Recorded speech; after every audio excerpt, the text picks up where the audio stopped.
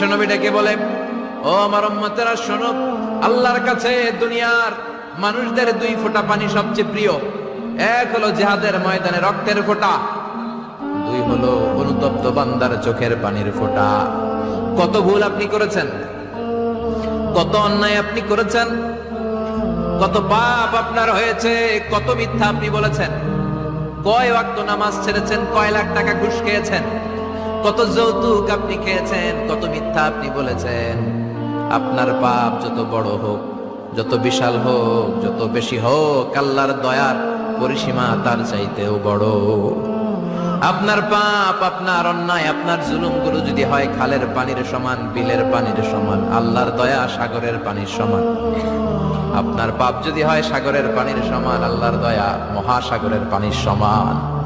আপনার পাপ আর অন্যায় যদি হয় পাহাড়ের সমান, আল্লাহর দয়া আকাশের সমান।